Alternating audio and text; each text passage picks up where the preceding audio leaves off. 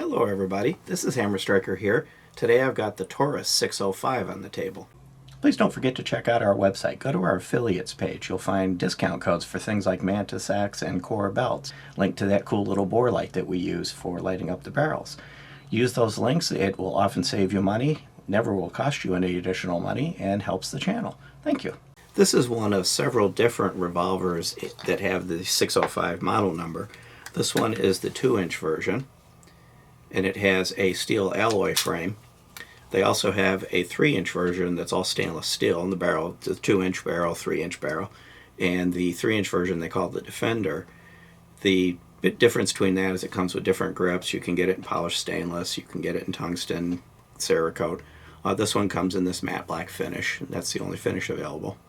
The 2-inch version has a gutter and fixed black front sight, and the sight is difficult to see sitting here on the table under the studio lights. It's near impossible to see at the range.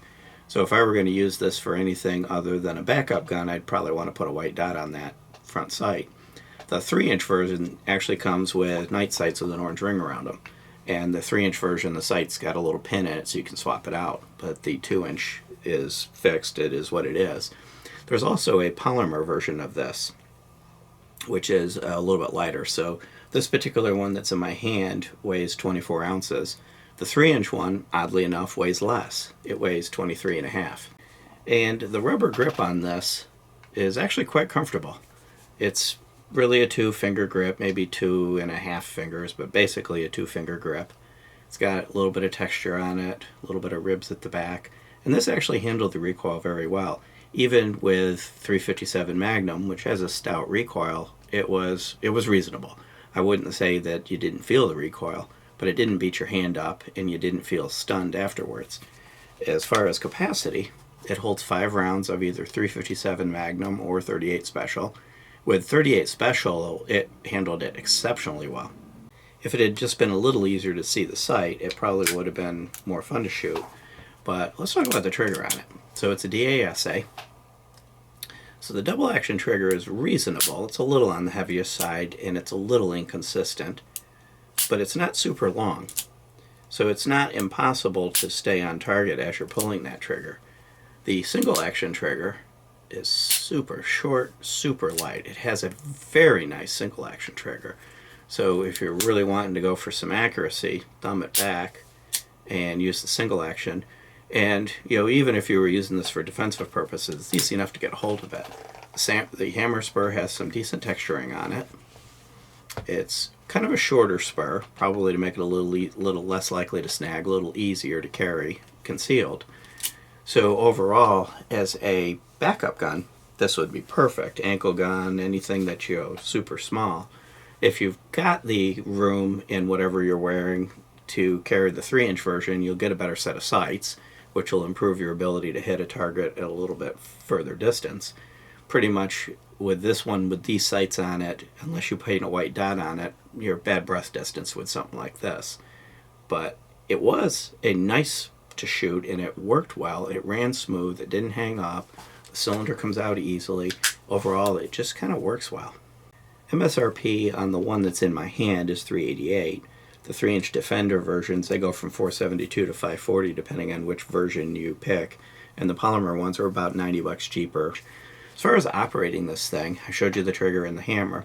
The release works smoothly. Push it forward and pop it out. It's well constructed, well machined. The ejector works very smooth. One thing I did notice is that the cylinder turns smoothly, but there is a bit of a resistance, which is kind of interesting. So it kind of feels a little bit stiff, but it turns smoothly. There's no stoppage or scratchiness or anything else.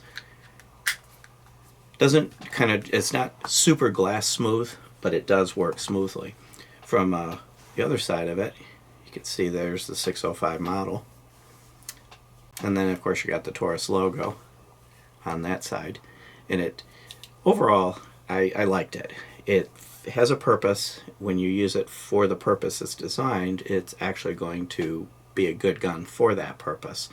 If you're looking for this to be a range day gun, it's a little bit harder to do range day with it, but it'll work. If you're looking for this to be a more long-distance defensive weapon, this isn't the gun for you. You'd move up to one of the others. But this is a nice quality gun. And I almost forgot to do my usual showing of the rifling on the barrel. So we'll get out the barrel light. Well-machined, conventional rifling, nice sharp rifling. The barrel is stainless steel. Tiny bit of a crown at the front. And it's just nice looking too. The finish is kind of dry looking because it's that matte finish. That's characteristic of matte. But it is a nice looking gun, and it seems to be the finish will probably hold up pretty well overall. Beyond that, if you like our videos, please give us a thumbs up, share, subscribe, click that bell to be notified if you do. Check us out on Facebook, Patreon, Twitter, Instagram, Getter, kind of everywhere. And thank you.